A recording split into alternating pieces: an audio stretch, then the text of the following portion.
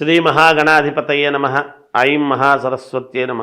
శ్రీ లలితాంబికాదేవియే నమ. ఆగస్టు నెల అంతా కూడా రాశి ఫలాల కార్యక్రమములో భాగంగా ఎవరెవరికి ఏ రాసుల వాళ్లకు ఎలా ఉంటుంది అనేటువంటి దాని మీద ఇప్పుడు నేను తెలియజేస్తున్నాను. ఆగస్టు నెలాఖరు వరకు కూడా కుజ గురువులు ఇద్దరూ కూడా వృషభములో ఉంటున్నారు. శని స్వస్థానములు స్వక్షేత్రములో ఉండి కుంభములో ఉండి వక్రదృష్టితో చూస్తూ ఉన్నాడు అనేటువంటిది కూడా గతంలో చాలా వీడియోలు చేసి చెప్పాను. గురువు గనక మీ లగ్నములో పుట్టినటువంటి వాళ్ళ వ్యక్తిగతమైన జాతకములో అనుకూలముగా ఉంటే తప్పకుండా సత్ఫలితాలు ఇస్తాడు. కొంచెం ఏదైనా కుజగురువులు ఇద్దరూ కూడా ఏదైనా ఉండకూడని స్థానాల్లో మీ లగ్నాన్ని బట్టి ఉన్నారు అంటే కొన్ని ఇబ్బందులు జరుగుతాయి. అందుకని ఎవరికి మేలు ఎవరికి మేలు కాదు అనేటువంటి విషయాన్నే ఇప్పుడు నేను తెలియజేస్తున్నాను. కుజుడు అనేటువంటి గ్రహము గురువు అనేటువంటి గ్రహాలు రెండూ కూడా వృషభములో ఉండేటువంటి దాని వలన ఎవరికి ఏ రాశి వాళ్లకు ఎటువంటి ఫలితాలు ఉండబోతున్నాయి అనేటువంటిది ఇప్పుడు నేను తెలియజేస్తున్నాను. అయితే మీ వ్యక్తిగతమైనటువంటి జాతకాలను పరిశీలన చేసుకుని ఒకవేళ ఏదైనా మీ జాతకములో లోపము ఉంటే దాన్ని సరిదిద్దుకోగలరు అనేటువంటిది తెలియజేస్తున్నాను. ఎందుకు? మనము స్నానము చేసి గుడికి వెళితే కదా గుళ్ళో ఉండేటువంటి పవిత్రత భగవద్ అనుగ్రహం మనకు కలుగుతుంది. మనము స్నానం చేయకుండా మనం గుళ్ళోకి వెళ్ళి గుడిలో ఉండేటువంటి పవిత్రత మనకు రాలేదు అంటే ఎలా? అందుకని వ్యక్తిగతమైనటువంటి జాతకాలలో ఉన్న లోపాలను సరిదిద్దుకుంటే తప్పకుండా మీకు మేలు జరుగుతుంది అనేటువంటిది తెలియజేస్తున్నాను. ధనుసు రాశి వారికి ఈ ఆగస్టు నెల అంతా కూడా ఎలా ఉంటుంది అని అంటే మిశ్రమ ఫలితాలుగా గోచరిస్తూ ఉన్నాయి. దైవానుగ్రహం అనేటువంటిది చాలా అవసరము. మీకు ఏ పని పట్టుకున్నా కాలేదే అనేటువంటి భావన, అధికముగా డబ్బులు ఖర్చు కావటము, అంతేకాకుండా మానసికంగా కూడా కొంత ఆందోళనకరముగా ఉండటము, భూముల వలన కొన్ని ఇబ్బందులు కలగటము లాంటివి, లేదా ఉద్యోగము చేసుకుంటూ ఉండేటువంటి వాళ్లకు అనూహ్యముగా కొన్ని ఇబ్బందులు కలగటము, ఇలా మిశ్రమ ఫలితాలుగా ఉన్నాయి.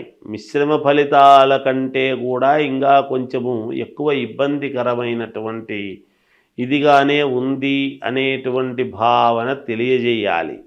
ఈ ధనుస్సు రాశి వాళ్లకు ఈ ఆగస్టు నెలలో మాత్రమే చెబుతున్నా నేను.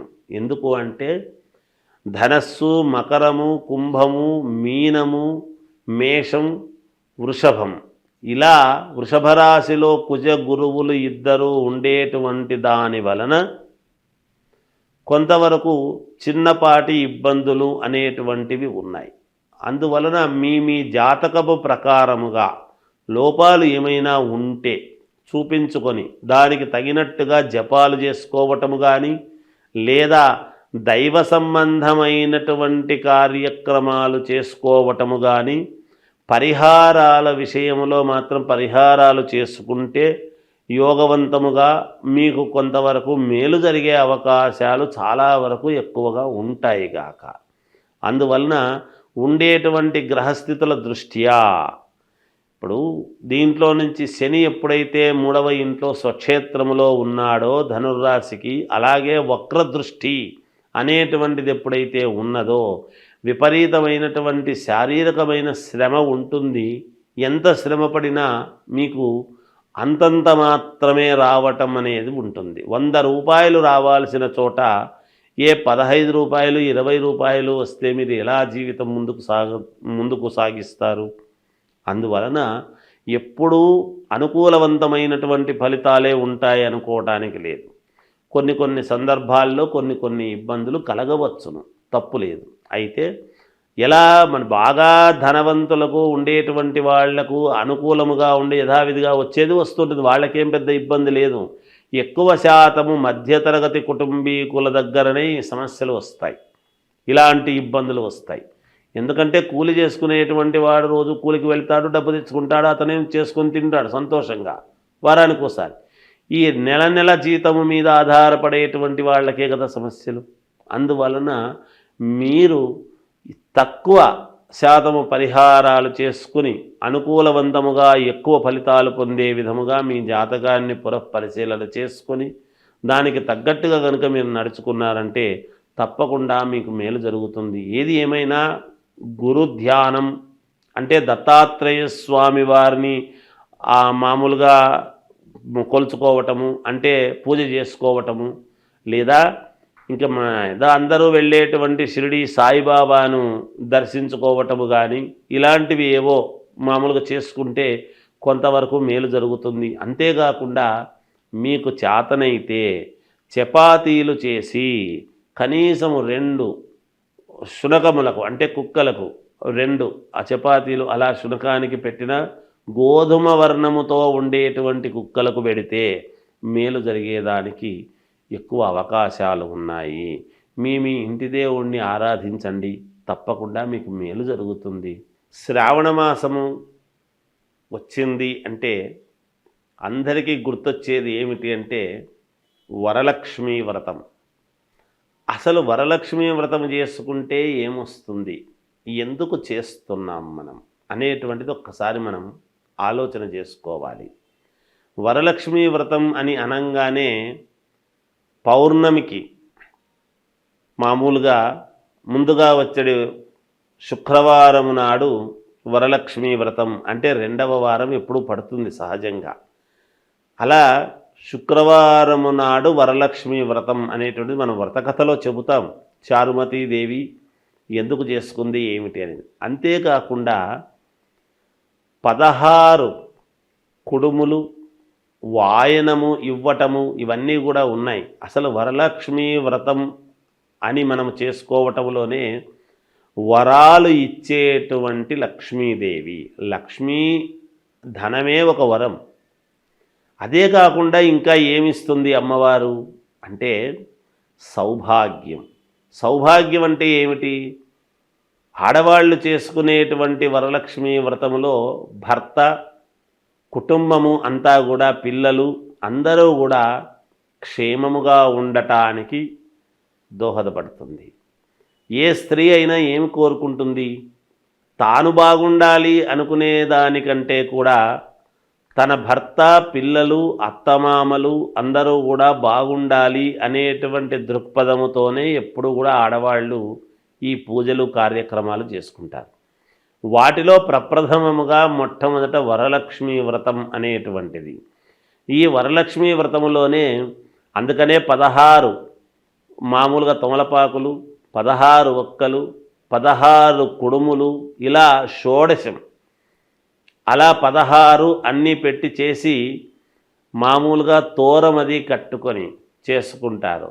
ఆ తోరం కట్టుకోవడం కూడా దాన్ని ఏమిటంటే ఒకటి అమ్మవారుకు, ఒకటి ఈమె. తర్వాత ఈ వరలక్ష్మీ వ్రతము చేసుకున్న తర్వాత ఒక 5 మందికి కానీ, 9 మందికి కానీ, 11 మందికి కానీ ఎవరి శక్త్యానుసారం వాళ్ళు ముత్తైదువులకు మామూలుగా తాంబూలం ఇవ్వటము అనేటువంటిది ఆనవాయితీ.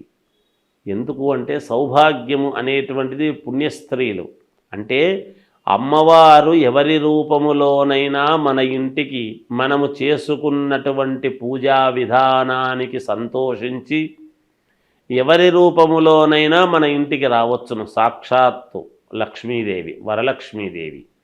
అందుకని ఎవరి రూపములో వస్తుందో తెలియదు. ఆనాడు మనము నిజంగా మన మనస్సులో వీళ్ళని పిలవాలి, వాళ్ళని పిలవాలి అని అనుకుంటాము. కానీ ఆ పిలిచిన వాళ్ళు ఎవరు? కొంతమంది వస్తారు, కానీ పిలవకుండా కూడా కొంతమంది మనకు ఎదురై రండి అంటే వచ్చేవాళ్ళు వస్తారు. అందుకని మీకు ఉన్నంతలో, కలిగినంతలో శ్రద్ధగా చేసుకోండి. ఆ శ్రద్ధగా చేసుకున్నప్పుడు ఖచ్చితముగా అమ్మవారి అనుగ్రహము పొంది మీరు చాలా వరకు సంతోషముగా జీవితము సాగించేదానికి మేలు జరుగుతుంది గాక. ఈ వరలక్ష్మీ వ్రతము చేస్తూ ఉన్నప్పుడు మీరు ఒక్కటి పాటించాలి. ఎందుకు అంటే ఆకుపచ్చని రవికలో కానీ లేదా శ్వేతవర్ణము తెల్లటి రవికలో కానీ మామూలుగా అమ్మవారు కాబట్టి మనము వరలక్ష్మీదేవి కాబట్టి మనం చేస్తూ ఉన్నటువంటిది ధాన్యము 5 పిరికెళ్ళు బియ్యం అందులో పోసి 5 కాయిన్స్ ఆ దాంట్లో ఆ రవికలో పెట్టి దానికి 3 ముళ్ళు వేసి అమ్మవారి దగ్గర పూజించిన తర్వాత అర్చన చేస్తాము చూడండి. అమ్మవారికి మామూలుగా లక్ష్మీ అష్టోత్తరం చేస్తాం. ఆ అష్టోత్తరము చేస్తూ ఉన్నప్పుడు ఆ రవిక గుడ్డ మీద గనక మీరు అష్టోత్తరము చేసినారు అంటే చేసిన తర్వాత దాని మీద ఉండేటువంటి కుంకుమ ఒక చోట ఒక పేపర్లో తీసుకొని దాన్ని తీసుకువెళ్ళి అట్లాగే మీరు బీరువాలో పెట్టుకోండి. తప్పకుండా ధనము మీకు చాలా వరకు ఎన్ని ఇబ్బందుల్లో ఉండేటువంటి వాళ్ళకైనా ఏదో ఒక రకంగా మీకు అమ్మవారి అనుగ్రహము పరిపూర్ణముగా కలగడానికి చాలా రకాల మార్గాలలో ఇదొక రకమైనటువంటి మార్గము. దీన్ని అందరూ పాటించి చేసుకోండి. తప్పకుండా మీకు మేలు జరుగుతుంది అని తెలియజేస్తూ జయోస్తు.